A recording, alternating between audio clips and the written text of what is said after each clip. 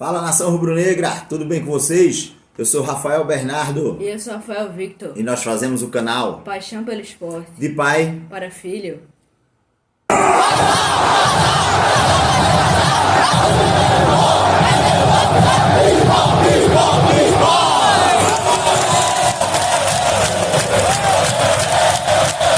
Pois é, rapaziada, pois é, moçada, pois é, nação rubro-negra.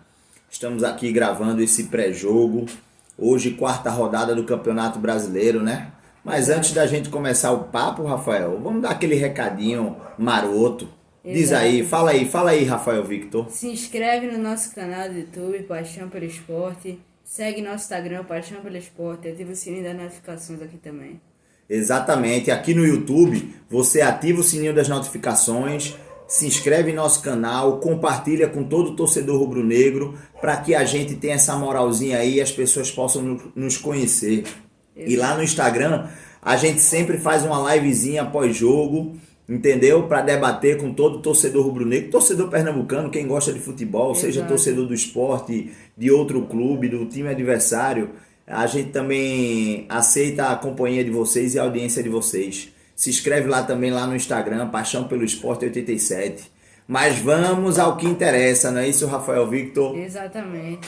Quarta rodada do Campeonato Brasileiro, Série A. A Série A não é para amadores. O Sport estreou contra o São Paulo fora de casa, no Morumbi, empatou 0-0. Depois voltou para Recife, na Ilha do Retiro. O Sport perdeu para o Palmeiras de 2-1. Visitou o Vasco da Gama sábado em São Januário pela terceira rodada e perdeu por 3-1. Nos 3 jogos iniciais nós tivemos problemas na arbitragem em todos os jogos, não é isso? Exatamente. Teve o pênalti contra o São Paulo. O pênalti que foi Inexistente, exatamente, mas o juiz marcou, não foi nem no VAR. Salvação foi que o São Paulo perdeu o pênalti, Caleri. Na Ilha do Retiro nós tivemos 2 pênaltis a favor do Palmeiras. Um pênalti totalmente inexistente, o outro questionável.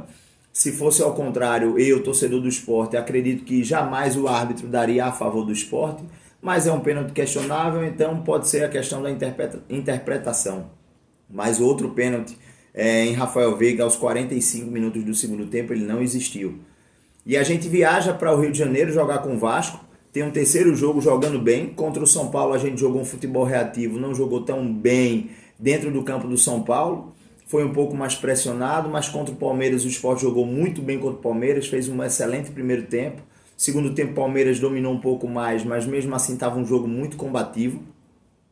No terceiro jogo contra o Vasco o Sport estava muito bem até então, jogando no campo adversário, jogando bem, combatendo o jogo. Teve um primeiro gol que foi uma falha do sistema defensivo por completo, mas o segundo gol foi totalmente ilegal. Vegete faz uma alavanca, além de meter a mão no rosto do zagueiro do Sport, Lucas Cunha, falta claríssima. O juiz vai provar e mesmo assim ele confirma o gol. A gente também teve a questão de um pênalti não marcado a favor do Sport. Cruzamento na área no segundo tempo, Lênin Lobato dá de cabeça, a bola desvia na mão do zagueiro claramente do Vasco, não bate nenhuma outra parte do corpo dele, mas o juiz também não deu, nem chamou o VAR. Enfim, existiram erros de arbitragem, obviamente, mas existiram erros também no time. O Sport precisa ter um poder ofensivo um pouco melhor. O Sport precisa agredir mais o adversário, não só com a bola no pé, tocando e flutuando a bola, mas o Sport precisa agredir o adversário com finalizações certeiras, agredir o goleiro adversário. E eu falo agredir no sentido não da violência, mas assim, de chutes a gol, criar situações de gol e essas situações de gol serem convertidas. A gente em 3 jogos conseguiu fazer 2 gols apenas. Um deles no jogo contra o Vasco da Gama. O time até tem criado, contra o São Paulo criou 3 chances claríssimas e perdeu. Contra o Palmeiras criou umas 3 chances também muito claras, fez um gol. E contra o Vasco da Gama foram apenas 2 chances claras criadas, uma construção de jogada contra no lado esquerdo com Chico e Barleta, que meteu a bola na trave. Uma outra, um cruzamento na área que Chico sozinho dentro da pequena área não conseguiu fazer o gol. E teve o gol que foi um gol contra de escanteio, enfim. E a gente vem para o jogo contra o Bragantino, Red Bull Bragantino. Por que essa introdução? Porque dentro dessas 5 primeiras rodadas, que vai se completar sábado contra o Corinthians, lá na Arena do Corinthians, Teoricamente, o jogo do Bragantino, Red Bull Bragantino, é o jogo mais palpável para que o Sport possa vencer, não é? Exatamente, o jogo menos difícil aí, né? Teoricamente, até porque o time do Bragantino é uma SAF, vem arrumado desde 2020 que está na Série A. Apesar do ano passado ter disputado até a última rodada o rebaixamento, conseguiu escapar. Tem boas peças no seu elenco e no seu time. Vem de uma vitória contra o Botafogo. Mas mesmo assim o Sport dentro da Ilha do Retiro precisa mostrar a força da Ilha do Retiro. Só que a gente sofre com um problema muito grande, né? Hoje a gente tem o desfalque de algumas peças. Vários jogadores estão no departamento médico. Vários jogadores estão no departamento médico. E algumas peças que você pode dizer aí, Rafael Victor. Tem Sérgio Oliveira, Pablo, Gonçalo Paciência. Tem, como é que fala, Lucas Cunha, por questão contratual, é emprestado do Bragantino. O Arthur Souza também, né? Dalbert e Carius. Exatamente. A gente vamos dar uma organizada nessas situações aí, dessas peças que estão desfalcando o Sport. Jogadores com problema muscular, começando pelo sistema defensivo. A gente tem Thierry e Antônio Carlos, que estão ainda na fase de transição, não é isso? Exato. Estão desfalcando o time, os dois zagueiros. A gente tem Dalbert e Carius com lesão muscular, ainda estão no departamento médico. Ou seja, a gente vai jogar hoje sem lateral esquerdo. Talvez daqui a pouco a gente vai entrar na escalação. A gente tenha Matheus Alexandre de lateral esquerdo, improvisado. A gente tem hoje um desfalque de última hora, que é o Sérgio Oliveira. A gente acabou de ver a notícia, receber a notícia que Sérgio Oliveira vai desfalcar por um desconforto muscular. Não sei se está sendo poupado ou se realmente já está machucado e aí vai precisar de mais tempo para recuperar. E a gente tem lá no ataque os dois centroavantes titulares, que são titulares porque eles revezam, né? Em alguns momentos. Pablo teve uma lesão detectada no adutor da coxa contra o Vasco, o jogo passado, e o Paciência, que já está fora do time desde o jogo contra o Altos da Copa do Nordeste. Ele não enfrentou o Retrô nas duas finais, não estreou ainda pela Série A. E aí a gente tem dois jogadores que desfalcam o Sport, que são de questões contratuais, que é o Lucas Cunha, zagueiro, e o centroavante, o terceiro centroavante, que é o Arthur Souza.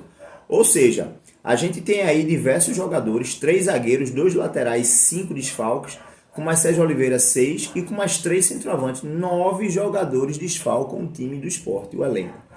E aí a gente vai montar o time hoje mais ou menos com o que pode acontecer. E aí eu te pergunto, Rafael Victor, qual seria a tua escalação para o jogo de hoje? Diz aí, o que é que tu imagina? Tu tem as peças ali disponíveis e quem é que tu escalaria esse time no jogo de hoje? Bom, eu escalaria no 4-3-3, né? Seria no gol, Kaique França. Dupla de zaga, Chico e João Silva. Lateral esquerdo, Matheus Alexandre. E lateral direito, Hereda. De primeiro volante, Rivera. Segundo volante, eu fico na dúvida entre Zé Lucas, que entrou agora, mas não, acho que vai entrar, mas do Queiroz, eu acho. E bem atacante, Lucas Lima. Nas duas pontas, Barleta, Heleno Lobato e Carlos Alberto de Falso 9.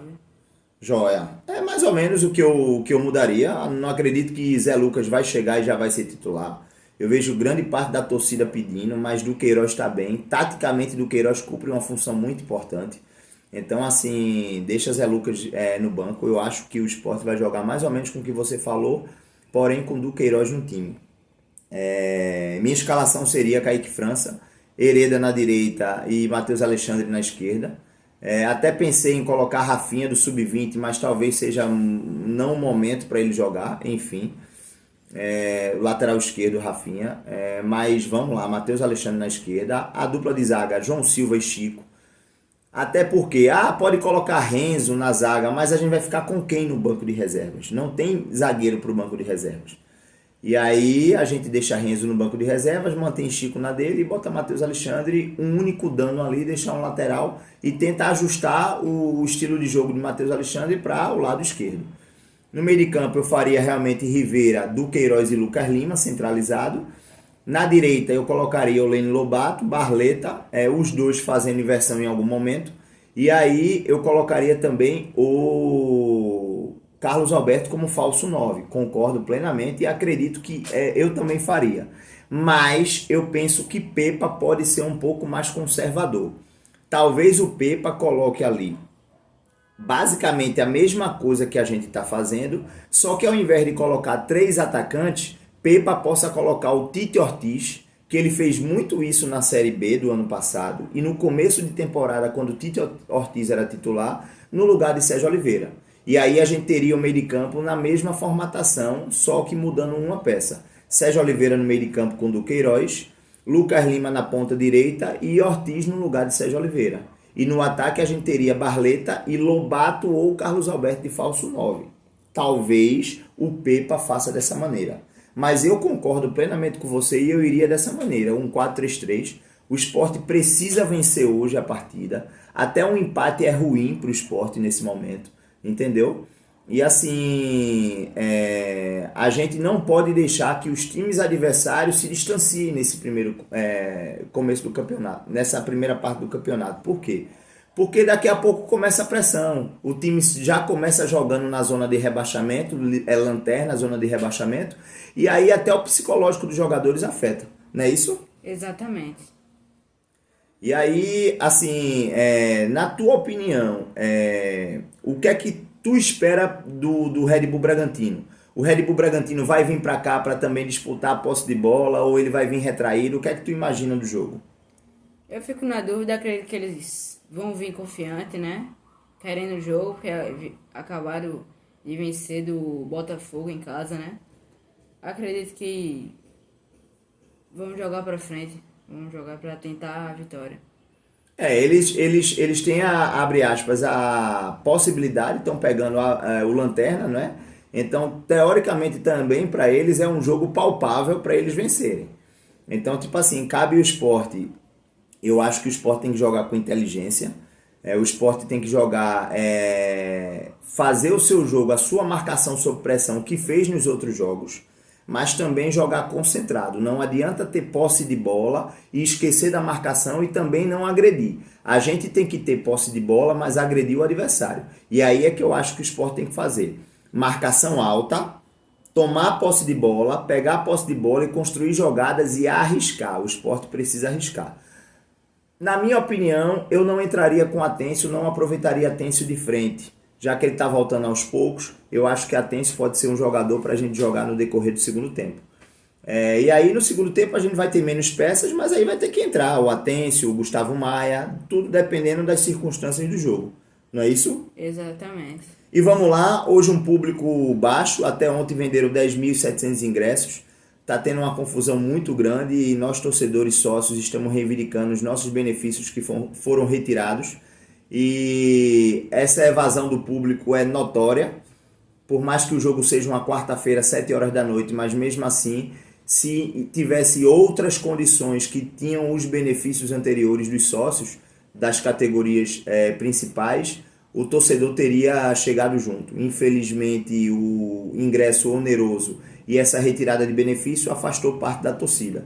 Mas a gente vai estar lá. Estamos saindo agora para a Ilha do Retiro e vamos lá lutar, torcer por uma vitória, torcer para que a arbitragem não atrapalhe o esporte e que mesmo com os desfalques o time possa se superar. Não é isso, Rafael Victor? Exatamente. Vamos embora. E último recadinho, se inscreve no nosso canal no YouTube, ativa o sininho da notificação, compartilhe os nossos vídeos. E aonde mais? Segue no Instagram, Paixão pelo Esporte 87.